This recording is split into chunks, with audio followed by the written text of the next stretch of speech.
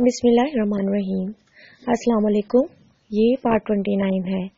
آج ہم آپ کے لیے کتاب پیش کر رہے ہیں خلفائے راشدین، مصنف شاہ معین الدین احمد ندوی، آواز نوشین۔ یہ کتاب آپ کے لیے بک شیئر پاکستان کی جانب سے پیش کی جا رہی ہے۔ دیگر کتابوں اور معلومات کے لیے آپ ان نمبرز پر رابطہ کر سکتے ہیں 0300291960 پہ محمد اظہر سے، یا پھر 034552345518 پہ محمد شفیق سے۔ تو آئیے سنتے ہیں پارٹ 29۔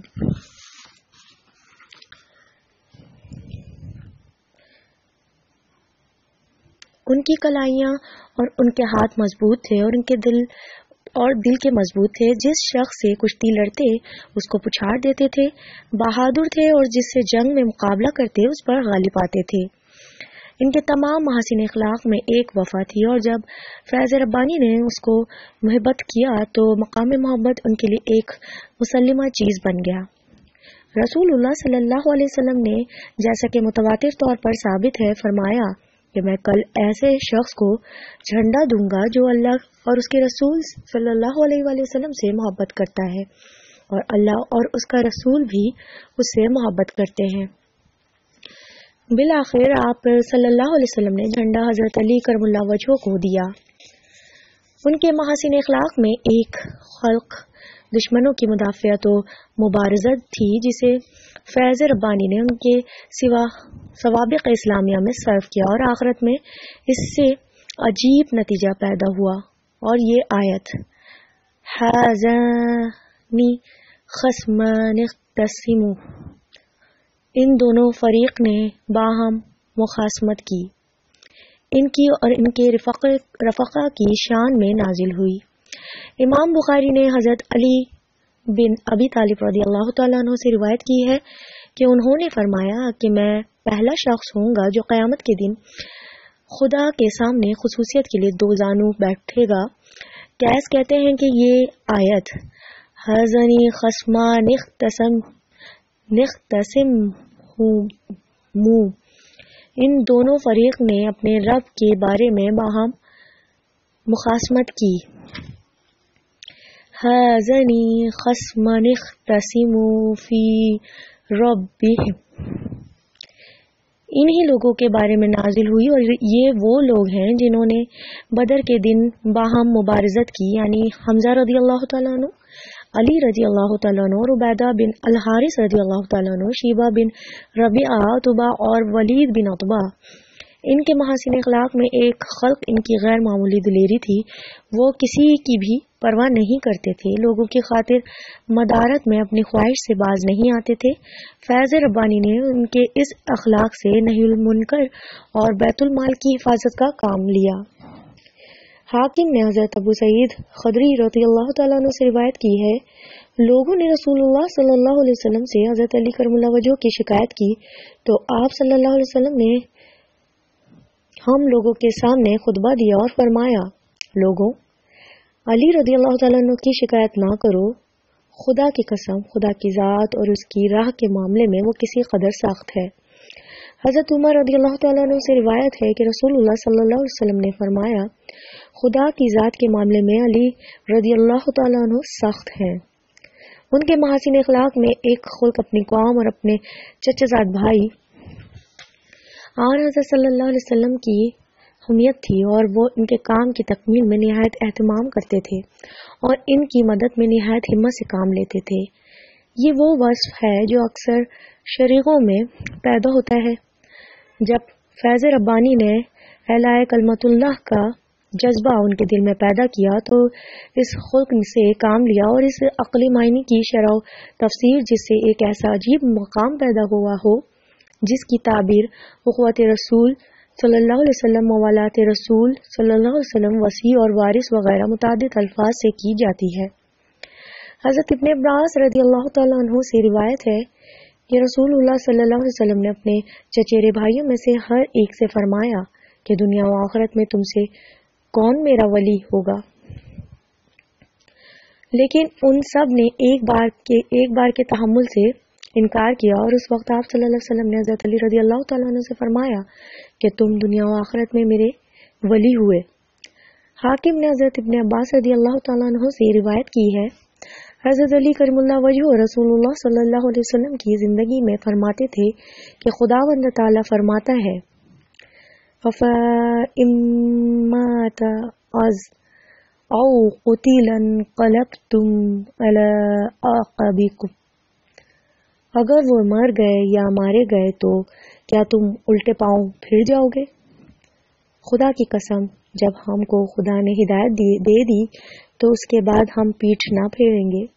خدا کی قسم، اگر رسول اللہ صلی اللہ علیہ وسلم کا وصال ہوا یا آپ صلی اللہ علیہ وسلم شہید ہو گئے تو جس چیز کے لیے آپ صلی اللہ علیہ وسلم جنگ کرتے تھے ہم بھی اس کے لیے لڑیں گے یہاں تک کہ مر جائیں۔ خدا کی قسم، میں آپ کا بھائی ہوں، آپ کا ولی ہوں، آپ صلی اللہ علیہ وسلم کے چچا کا لڑکا ہوں اور آپ کے علم کا وارث ہوں۔ ایسی صورت میں مجھ سے زیادہ آپ صلی اللہ علیہ وآلہ وسلم کا حقدار کون ہے؟ اسی سے ان دونوں فریق کی جو افراط و تفریط کرتے ہیں غلطی بھی ظاہر ہو گئی۔ ایک کہتا ہے کہ قوم کی حمایت کے لیے غلبے کا خواستگار ہونا خلوص نہیں، دوسرا کہتا ہے کہ استحقاق خلافت کے لیے قوت نسبتی شرط ہے۔ ان کے محاسن اخلاق میں ایک زہد اور شہوات نفسانی سے اجتناب ہے۔ حضرت امیر معاویہ رضی اللہ تعالیٰ عنہ نے زرار اسدی سے کہا کہ مجھ سے حضرت علی کرم اللہ وجہ کے اوصاف بیان کرو۔ کہا کہ امیر المومنین، اس سے مجھے معاف فرمائیے۔ معاویہ رضی اللہ تعالیٰ عنہ نے اصرار کیا۔ زرار بولے، اگر اصرار ہے تو سنیے۔ وہ بلند حوصلہ اور نہایت قوی تھے، فیصلہ کن بات کہتے تھے، عادلانہ فیصلہ کرتے تھے، ان کے ہر جانب سے علم کا سرچشمہ پھوٹتا تھا، ان کے تمام اطراف سے حکمت ٹپکتی تھی، دنیا کی دل فریبی اور شادابی سے وحشت کرتے اور رات کی وحشت ناکی سے انس رکھتے تھے، بڑے رونے والے اور بہت زیادہ غور و فکر کرنے والے تھے، چھوٹا لباس اور موٹا جھوٹا کھانا پسند تھا۔ ہم نے بالکل ہماری طرح رہتے تھے، جب ہم ان سے سوال کرتے تھے تو وہ ہمارا جواب دیتے تھے، اور جب ہم ان سے انتظار کی درخواست کرتے تھے تو وہ ہمارا انتظار کرتے تھے۔ باوجود ہے کہ اپنی خوش خلقی سے ہم کو اپنے قریب کر لیتے تھے اور وہ خود ہم سے قریب ہو جاتے تھے، لیکن اس کے باوجود خدا کی قسم ان کی ہیبت سے ہم ان سے گفتگو نہیں کر سکتے تھے۔ وہ اہل دین کی عزت کرتے تھے، غریبوں کے مقرب بناتے تھے، غریبوں کو مقرب بناتے تھے، قوی کو اس کے باطل میں حرص و طمع کا موقع نہیں دیتے تھے، ان کے انصاف سے ضعیف نا امید نہیں ہوتا تھا۔ میں شہادت دیتا ہوں کہ میں نے ان کو بعض مارکوں میں دیکھا کہ رات گزر چکی ہے، ستارے ڈوب چکے ہیں، وہ اپنی داڑھی پکڑے ہوئے ایسے مضطرب ہیں جیسے مارگزیدہ مضطرب ہوتا ہے، اور اس حالت میں وہ غمزدہ آدمی کی طرح رو رہے ہیں اور کہتے ہیں کہ اے دنیا، مجھ کو فریب نہ دے، تو مجھ سے چھیڑ چھاڑ کرتی ہے یا میری مشتاق ہوتی ہے۔ افسوس افسوس، میں نے تجھ کو 3 طلاقیں دے دی ہیں جس سے رجعت نہیں ہو سکتی، تیری عمر کم اور تیرا مقصد حقیر ہے، آہ زاد راہ کم اور سفر دور دراز کا ہے، راستہ وحشت خیز ہے۔ یہ سن کر امیر معاویہ رضی اللہ تعالیٰ عنہ رو پڑے اور فرمایا، خدا ابو الحسن پر رحم کرے۔ خدا کی قسم، وہ ایسے ہی تھے۔ ان کے محاسن اخلاق میں ایک چیز شبہات سے اجتناب ہے۔ ان کی صاحبزادی حضرت ام کلثوم رضی اللہ تعالیٰ عنہ سے روایت ہے کہ اگر علی کرم اللہ وجہ رضی اللہ تعالیٰ عنہ کے پاس لیمو آ جاتے تھے اور حسن و حسین رضی اللہ تعالیٰ عنہ ان میں سے کوئی لیمو لے کر کھانے لگتا تو وہ اس کو ان کے ہاتھ سے چھین لیتے اور اس کو تقسیم کرنے کا حکم دیتے تھے۔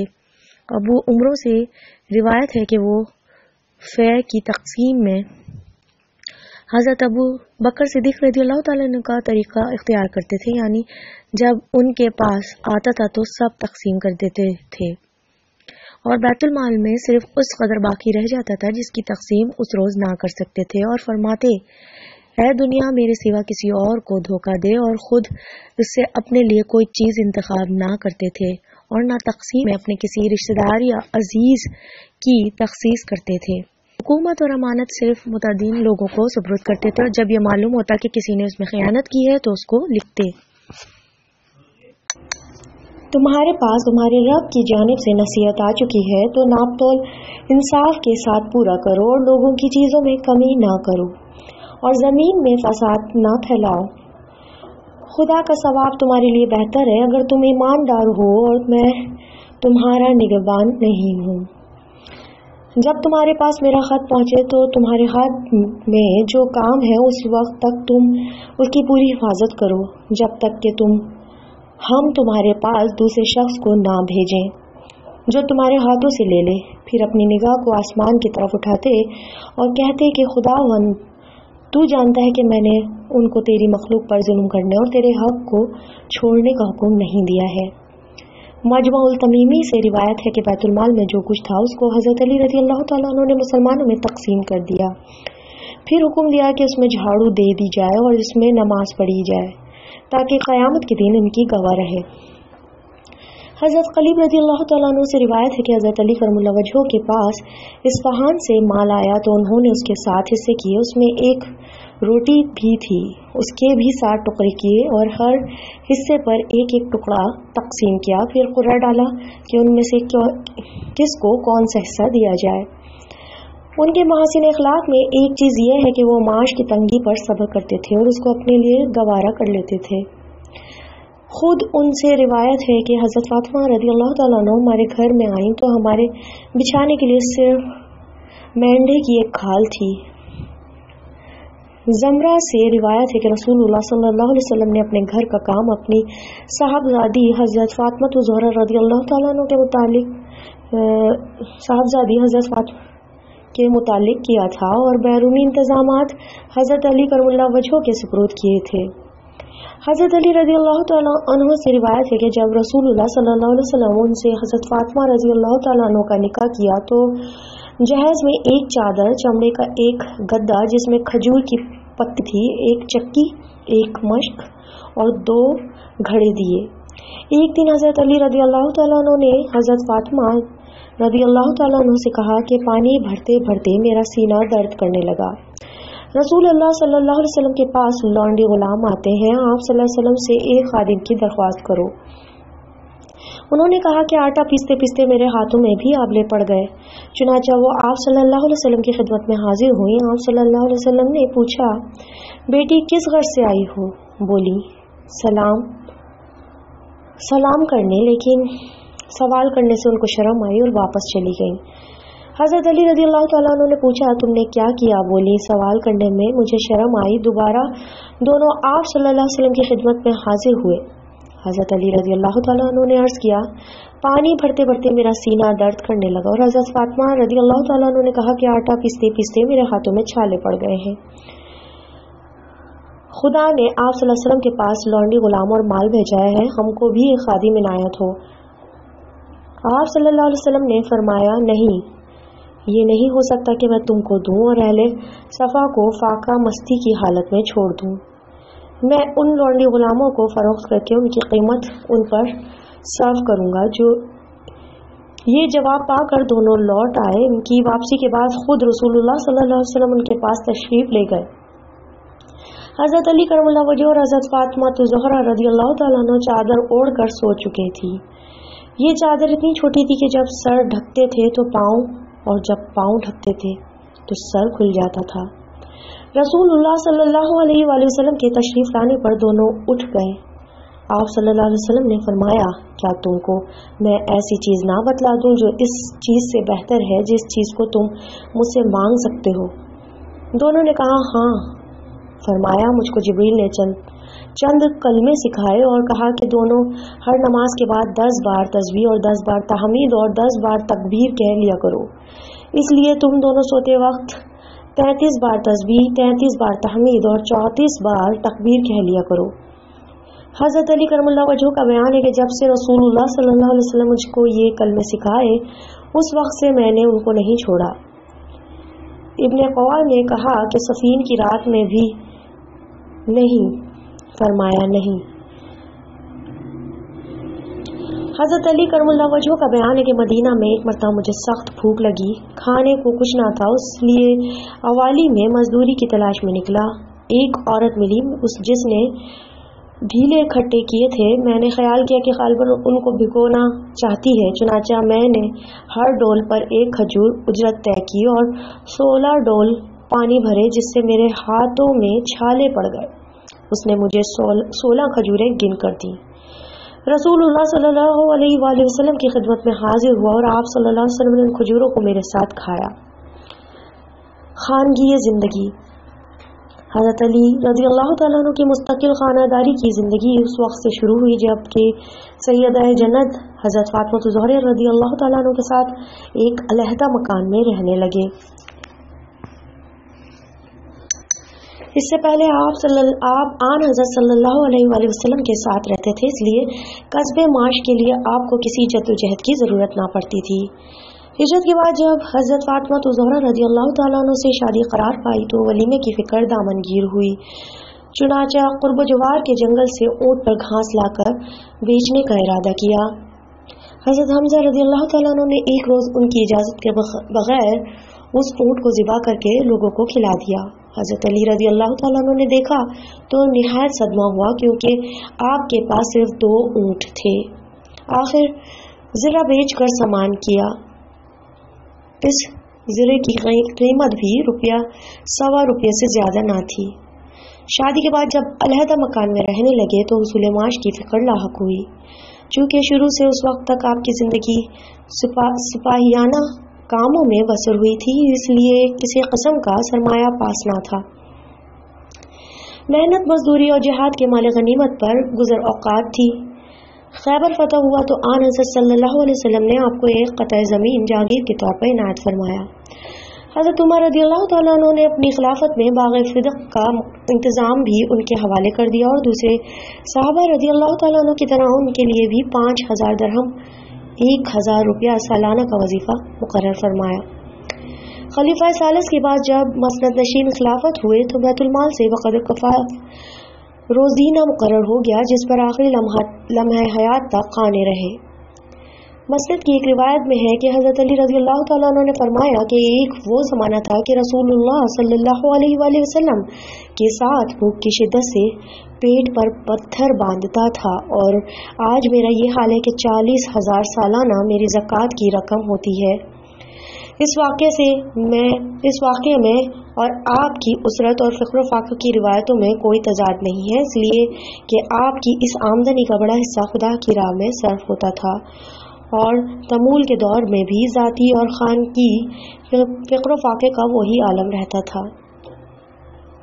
کبھی کبھی خانہ داری کے معاملات میں حضرت فاطمہ رضی اللہ تعالیٰ عنہ سے رنجش بھی ہو جاتی تھی، لیکن آن حضرت صلی اللہ علیہ وسلم ہمیشہ درمیان میں پڑھ کر صفائی کرا دیتے تھے۔ ایک مرتبہ حضرت علی رضی اللہ تعالیٰ عنہ نے ان پر کچھ سختی کی، وہ آن حضرت صلی اللہ علیہ وسلم کے پاس شکایت لے کر چلی۔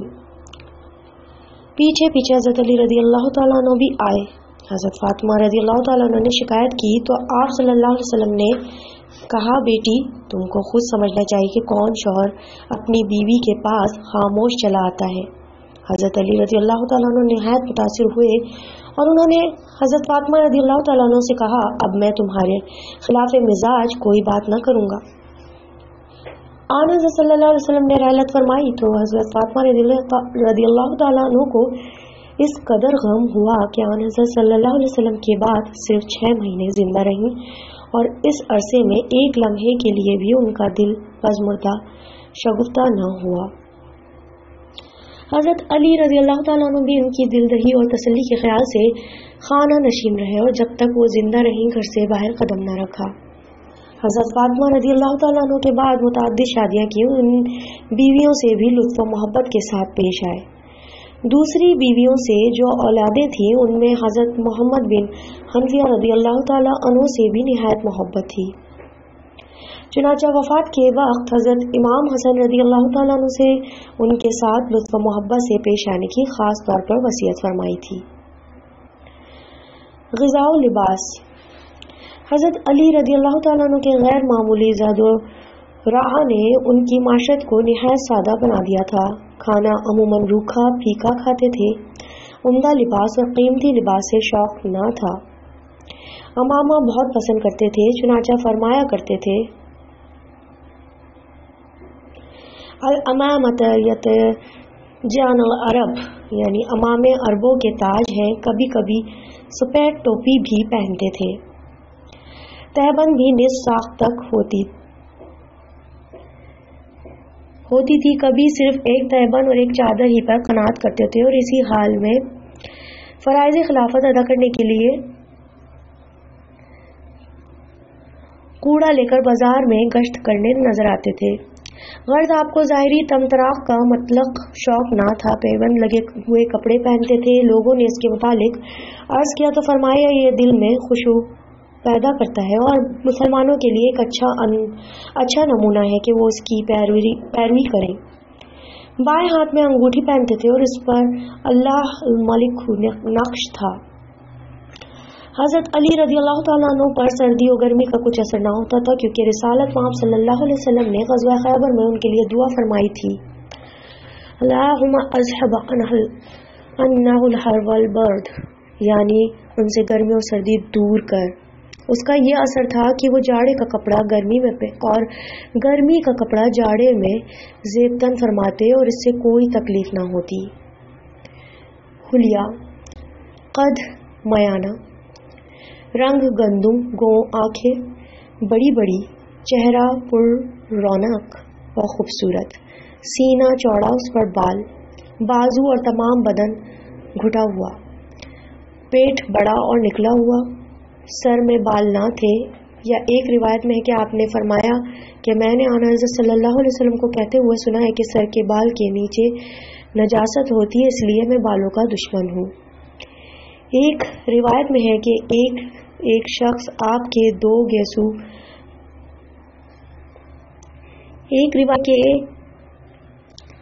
एक शख्स ने आपके दो गेसू पड़े देखे, मगर ज्यादा मशहूर यही कि आपके सर में बाल ना थे। रेश मुबारक बड़ी और इतनी चौड़ी थी कि एक मोंडे से दूसरे मोंडे तक फैली थी। आखिर में बाल बिल्कुल सफेद हो गए थे और शायद तमाम उम्र में एक मरतबा बालों में मेहंदी का खिजाब किया था।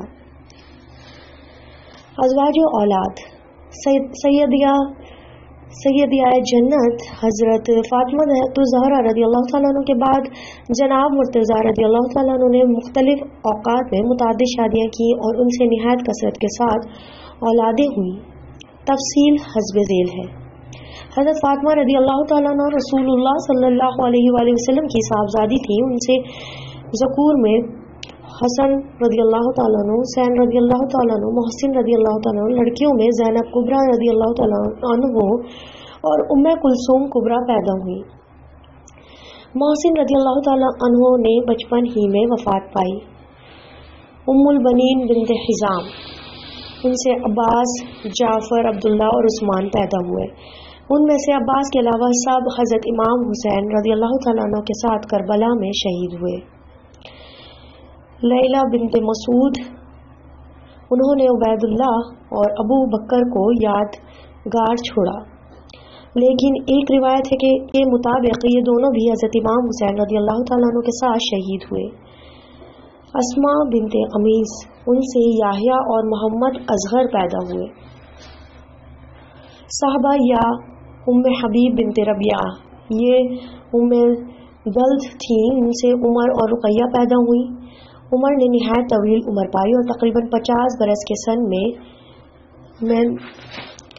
मैनबुआ में वफ़ात पाई। अमामा बिन्त अबिल आस, ये हज़रत ज़ैनब रज़ी अल्लाह तआला अन्हु की साहबजादी और आन हज़रत सल्लल्लाहु अलैहि वसल्लम की नवासी थी। उनसे मोहम्मद औसत तवस्सुत हुए। खौला बिन्त जाफ़र रज़ी अल्लाह तआला अन्हु, मोहम्मद बिन अली जो मोहम्मद बिन हनफा के नाम से मशहूर है, उन्हीं के बतन से पैदा हुए। उम्मे साद बिन्त अरूह, उनसे उम्मुल हसन और रमला कुबरा पैदा हुई।